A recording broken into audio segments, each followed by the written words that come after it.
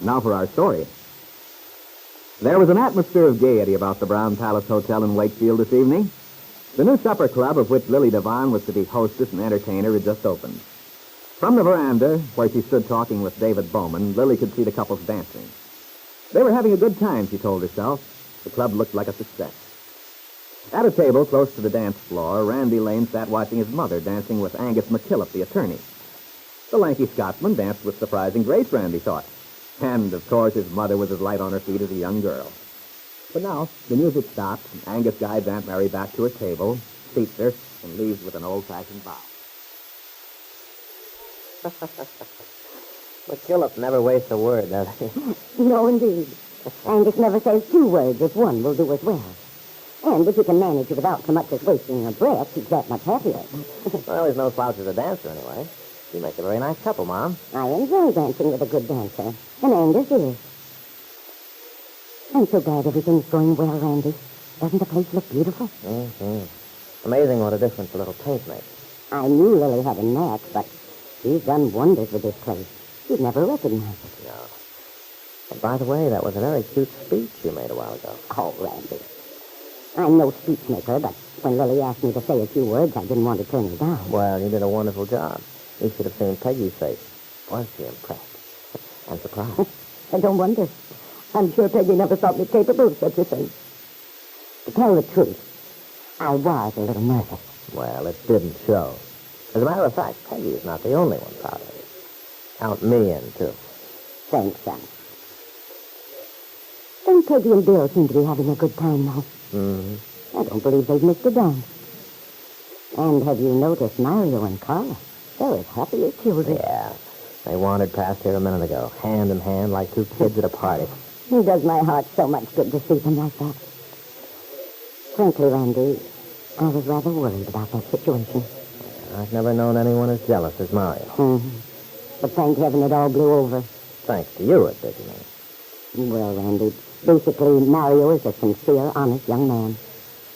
All I did was to make him understand how unfair he was to Carla. Of course, you can't blame him entirely. He's not the kind of a guy to reason things out, so when he heard that story about Bill Meade being interested in his wife, he just blew his top, that's all. But still, it's hard to understand why anyone would deliberately start a rumor like that. Yeah. And yet it was started. Yeah, but I imagine it was just idle mischief, Mom. I suppose so. Well, all you have to do is look at Mario and Carla tonight, and you know everything's all right again. I haven't seen Lily around the last dance or so. Have you? Oh, sure. I saw her. She went drifting out to the terrace with David Bowman. David? I never thought I'd be running into competition with him. Well, Andy, it's probably her own fault that David is Lily's escort for the evening. You should have asked her sooner. Lily's a very popular young woman, you know. Well, maybe I should have dated her up a month in advance, but how was I to know old David was going to be in there pitching? Oh, Randy. Can you beat him? Calmly walks off with my best girl. Well, your best girl? At the figure of speech, Mom. Just the figure of speech. Yeah. You're too slick about it. I believe you actually feel neglected because David had the forethought to ask her first, and she accepted. Well, maybe. Lily thinks David is very nice, you know. Mm-hmm. I think that's evident enough. Oh, well, she doesn't know what she missed. Pride of the lanes, the fine flower of Wakefield manhood. Yeah, what's this about fine flowers? Good evening, Aunt Mary. Good evening, Georgie. Randy, you remember Mr. Stewart, don't you? This is my son, Randy. Yeah, I remember Georgie from way back. How you been, Randy? Been wanting to get in touch with you about an article for the Sentinel. You know, Heroes Profiles, I've been calling him. Well, I don't know, Georgie. That stuff's okay, but I'm afraid I wouldn't make very good copy. Why, sure you would, Randy. How about it? We'll see. Suppose you're here in an official capacity tonight, huh, Georgie? Going to give the supper club a big write-up tomorrow? Oh, my, yes. Well, this is quite a social event, you know. Pete Campbell's going to take some photographs later. Why, we'll probably give the club a full-page spread this weekend. After all, everybody and his brother is here. Must be quite a field day for you. You don't even have to listen at keyholes tonight. All you have to do is keep your ears open. Oh, now, Randy, I don't... Oh, you mustn't pay any attention to my son, Georgie. I'm afraid Lefty Larkin prejudiced him against some aspects of newspaper work. You see, Lefty was a reporter in Chicago at one time. But since he's become a farmer, He hasn't much to say for that sort of life. Hey, where is Lefty? Haven't seen much of him tonight. He's across the room talking to Angus McKillop. If you'll excuse me, I think I'll go over and join him. Sure, Aunt Mary. Go right ahead. I'll stay here and chew the fat with Randy a while. That is, if he doesn't mind. I'm sure he doesn't, Mr. Sears. Take care, Randy. Oh, that mother of yours is a fine-looking woman, Randy. Mighty fine. You got your boots here. Yeah, takes after her son, I guess. That's right. Well, this is quite an event for Wakefield, all right. A real fancy supper club, just like in the big city. I only hope it's going to go over. Why shouldn't it? Oh, you know how it is. People around here aren't used to this kind of thing. They may like it at first, just for the novelty, but you can't tell what'll happen in the long run. Seems to me they ought to appreciate a spot like this. It's only to relax in once in a while. Maybe. Anyway, if anything can put it over, that luscious blonde hostess ought to turn the trick. She's quite a dish, isn't she? Lily's a very good-looking girl. Yeah.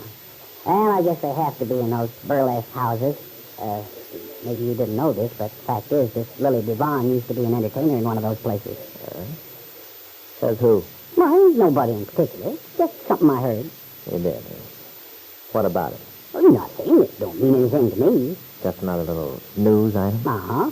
My business, you've got to keep an eye out for copy. That's why an evening like this is a real windfall. Why, this will give me stuff to write about for a week. I'll bet it will. Sure is a mixed crowd, though. Look at him. Everybody from Ben Calvert down to Pete Thornton. That simple guy who sweeps out the courthouse.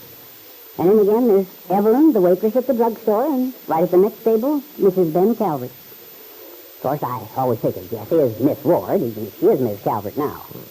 You seem to have the Calverts pretty much on your mind, Georgie. Well, after all, Ben Calvert's a mighty powerful man in this town. So naturally, I'm interested in him. It's part of this. I know. Yeah. Part of your job. Darn right. Besides, the guy can't afford to rub Ben the wrong way. Funniest thing is seeing the Scaries here. According to what I heard, he never takes that wife of his anywhere. But here they are, big as life. I noticed her out on the veranda a while back talking to his cousin Peggy's fiancé. Anything wrong in Bill's talking to Carla Descari?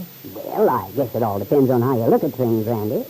Now, if I had a pretty little cousin like Peggy and she was planning to marry a guy like Bill, I might give it quite a bit of thought. What do you mean by that? Not that the guy hasn't got good taste for picking him. That Kit Calvert's a swell-looking girl, and so's Peggy. And there's nothing wrong with Carla Descari's looks, either. What's she got to do with it? Now, wait a minute, Randy. There's no sense in getting mad at me. I can't help it if things like that get around. In a town this size, you can't keep people from noticing. Not can you? From noticing what? Apparently nothing. What guys like you have in their foul little minds. Now, look here, Randy Lane. You've no right to talk to me like that. And you better ask a couple of other parties about it if you want to get at the truth. I don't need to ask anybody anything.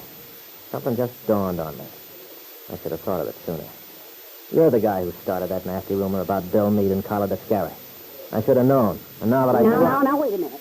Wait.